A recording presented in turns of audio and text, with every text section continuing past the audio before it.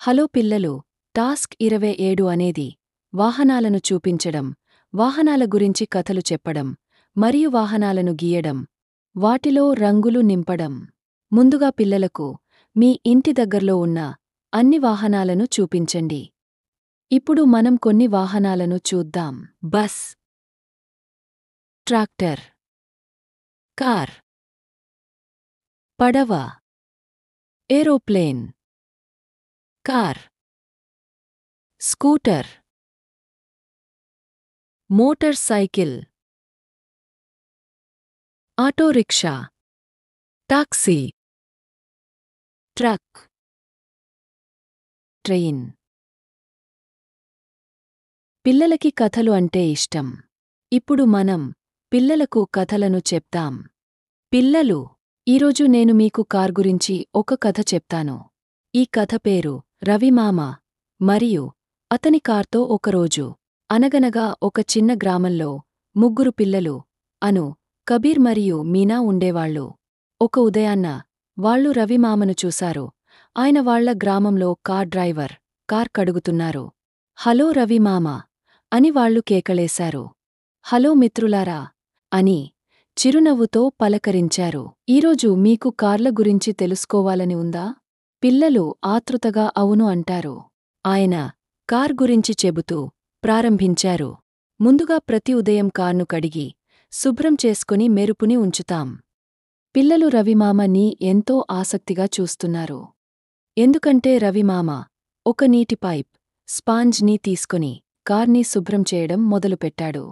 పిల్లలు కూడా నీటితో ఆడుకుంటూ ముసుముసునవ్వులు నవ్వుకున్నారు. మీకు తెలుసా, కార్లో ఒక ప్రత్యేకమైన చోటు ఉంది. దానిని డిక్కీ అంటారు. అక్కడే మనం సాహసాలు చేసేటప్పుడు కావలసిన వస్తువులను పెట్టుకుంటాం అని రవిమామ చెప్తాడు. అను డిక్కీలో కొన్ని సంచులను చూసింది. తర్వాత రవిమామ కార్ ముఖ్య భాగాలను చూపించారు. ఈ 4 వస్తువులని చూడండి, వీటిని చక్రాలు అని అంటారు. కార్ సులభంగా కదలడానికి ఇవి సహాయపడతాయి అని వివరిస్తాడు. చూడండి, ఇది కార్ ఇంజన్. మనం నడవడానికి కాళ్ళు ఎలా సహాయపడతాయో అలాగే ఇంజన్ కార్కి అలా సహాయపడుతుంది మరియు మనల్ని ఎన్నో ప్రదేశాలకు తీసుకువెళ్తుంది. ఇప్పుడు మనం కార్ ఇంజన్ శబ్దం విందాం.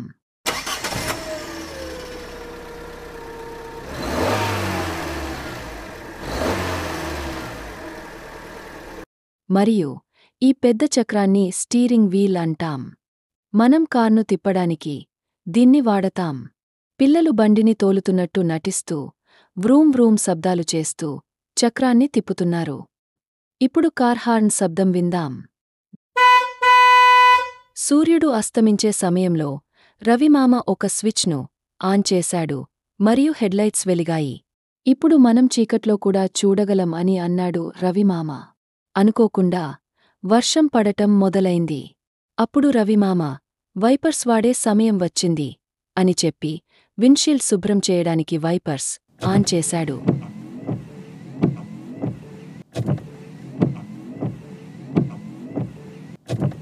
పిల్లలు వైపర్స్ కదలికలను చూసి ఆశ్చర్యపోతారు. అప్పుడు రవిమామ ఇలా అంటాడు, గుర్తుంచుకోండి పిల్లలు, మనం కార్లో ఎప్పుడూ సీట్ బెల్ట్ని వేసుకొనే ఉండాలి. పిల్లలు రవిమామ మాట ఒప్పుకొని ప్రతిసారి కార్లో కూర్చునే ముందు సీట్ బెల్ట్ వేసుకుంటాం అని మాట ఇస్తారు. వారితో కలిసి ట్రాఫిక్ సిగ్నల్ దగ్గరికి చేరుకున్నారు. ఎరుపు అంటే ఆగాలి, ఆకుపచ్చ అంటే వెళ్ళాలి అని రవిమామ వివరించాడు. వీళ్ళు ఆకుపచ్చ రంగు సిగ్నల్ వచ్చేదాకా ఓపికగా ఎదురుచూశారు. చివరికి వారు పెట్రోల్ బంక్కి వెళ్లారు. రవిమామ కార్లో పెట్రోల్ నింపుతుండగా పిల్లలు ఆశ్చర్యంతో చూశారు. పెట్రోల్ నింపిన కార్తో వారు ఇంటికి తిరిగి వెళ్లారు. పాటలు పాడుకుంటూ నవ్వుకుంటూ ప్రయాణాన్ని ఆస్వాదించారు. పిల్లలు రవిమామతో ధన్యవాదాలు రవిమామ, బాయ్ అంటూ చేతులు ఊపుతూ చెప్పారు. మరేం పర్లేదు మిత్రులారా అని రవిమామ అన్నారు. గుర్తుపెట్టుకోండి, కార్లు సరదాగా ఉంటాయి, కానీ సురక్షితంగా ఉండడం ముఖ్యం. ఒకవేళ పిల్లలకి రంగులు దిద్దడం నచ్చితే మీరు బొమ్మలని గీసి వారిని రంగులు దిద్దమనండి. ఈ విధంగా పిల్లలకు మీరు నేర్పించవచ్చు. ఇప్పుడు మనం రోడ్డు మీద ప్రయాణించే కొన్ని వాహనాలను గీసి రంగులను నింపుదాం. ముందుగా మనం కార్ను, బస్ను గీద్దాం.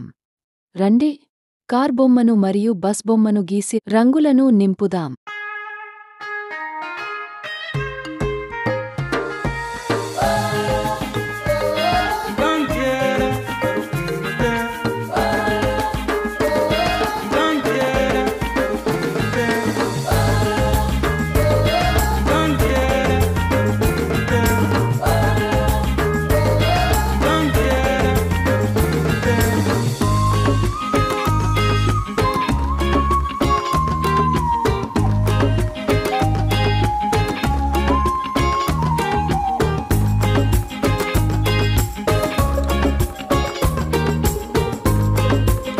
ఇప్పుడు మనం సముద్రంలో ఉండే పడవను గీసి రంగులను నింపుదాము.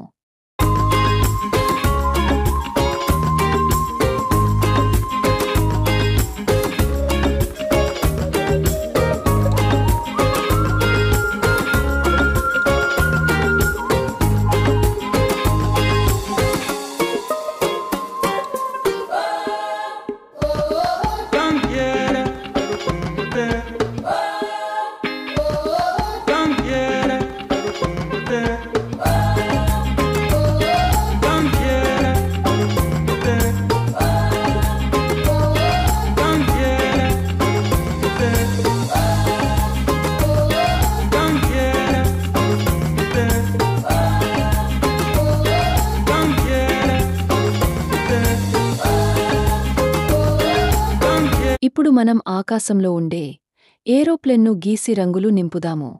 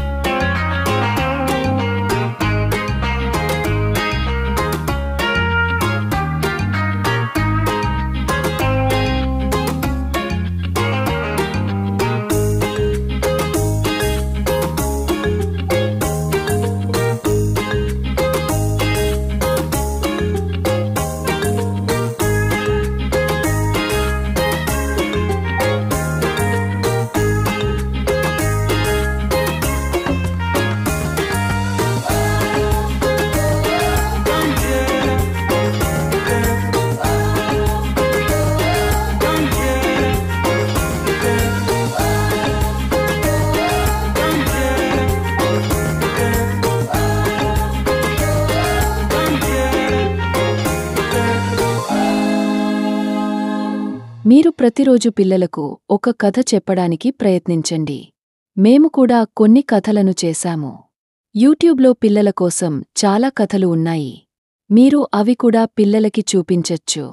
కాని మీకు మీరుగా కథలను పిల్లలకి చెప్పాలని మేము సూచిస్తున్నాము. మీకు నచ్చితే రాత్రి పడుకునే ముందు పిల్లలకి కథలు చెప్పచ్చు. పిల్లలని చాలా ప్రశ్నలు అడగనివ్వండి. పిల్లలకి చిత్రాలను చూపించండి. కథలు అనేవి పిల్లలకి ఎన్నో విషయాలను నేర్పిస్తాయి మరియు పిల్లలు త్వరగా మాట్లాడడానికి సహాయపడతాయి. పిల్లలని ఎక్కువ మాట్లాడనివ్వండి, అలాగే ఎక్కువ ప్రశ్నలు అడగనివ్వండి. మీరు నటిస్తూ కూడా కథను చెప్పవచ్చు. పిల్లలు ఆనందిస్తూ నేర్చుకుంటారు. మాతో నేర్చుకున్నందుకు ధన్యవాదాలు.